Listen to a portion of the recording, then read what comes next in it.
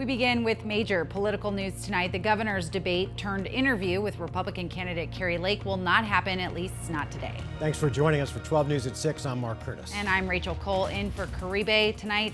We do have a lot to get through in this next hour, but first let's take a step back and look how this all started. Team 12's Bram Resnick joins us to break it all down. Bram, it's been quite the day. It really has. Let's walk you through it. You know, this race is being watched nationally. Kari Lake is viewed as the top Trump-supported candidate in the country.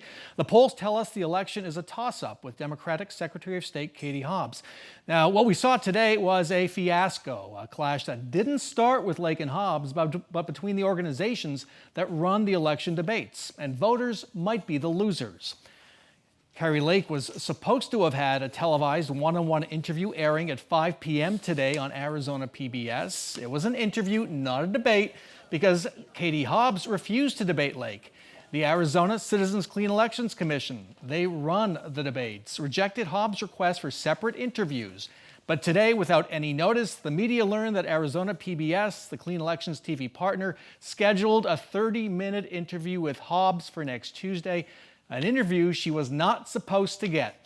Clean Elections wasn't consulted, so it called off the Lake interview today. Lake went ballistic and then showed up late today outside Arizona PBS headquarters for a news conference. It is outrageous that we're watching the decimation of a two-decade tradition of debates that help the voters decide who to vote for. And a coward named Katie Hobbs is behind it, along with PBS. It's outrageous. Lake has now proposed a debate between her and Hobbs on Tuesday in the time slot that was supposed to be used for Hobbs' one-on-one interview. There is no guarantee that will happen. Maybe you can hear the chicken sounds there. Meantime, today, Katie Hobbs was pursued by Lake supporters dressed in chicken outfits outside a campaign office. Hobbs talked to supporters inside, and as the media has seen before, she took just a few questions from reporters and then left. The conditions weren't PBS's conditions, they were Clean Elections Commission's.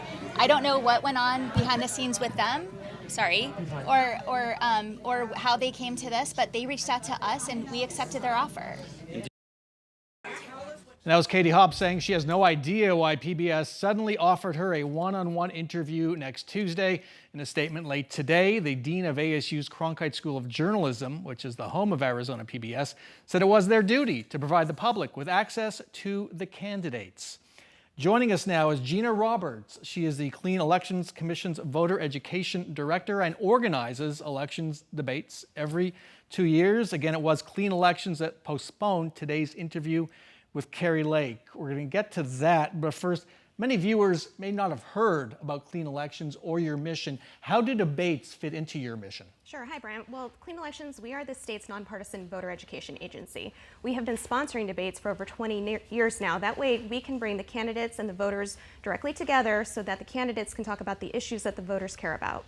So what happened today? Why was the Kari Lake interview on AZPBS postponed? Sure. So today we had that Kari Lake interview scheduled for this afternoon, and the commission was notified that Arizona PBS had extended an offer to Secretary Hobbs. However, we did not get that information directly from PBS, and so since we had no knowledge that this was occurring, we weren't sure what was going on in the decision-making process, we decided to press the pause button and reschedule our event with Kari Lake. And something folks may not know is what you do follows the law. If a candidate doesn't want to do something like Katie Hobbs, who didn't want to do a debate, there's a process, legal process you have to follow to deal with that. That is absolutely correct. These are not arbitrary decisions that the commission makes. We have the Clean Elections Act and Rules Manual, which dictates that we sponsor a debate for candidates that are in a contested election. But if one candidate chooses not to participate, then the format defaults to a 30-minute Q&A session. And you had actually took a vote and had a hearing on what would happen when Katie Hobbs refused to debate. That is correct. Secretary Hobbs submitted a proposal to Clean Elections. We have a very transparent process. We held an open and public meeting, and the commission ultimately rejected her proposal because we are not in the business of sponsoring town halls. We are in the business of sponsoring debates. And you want candidates to debate, not to try to get out of it with an interview. That is correct. Voters have indicated that they want the candidates on the stage together in a debate, and that was what the commission ultimately voted on and decided when they rejected the Hobbs proposal. So Arizona PBS has been your partner in these debates for how many years?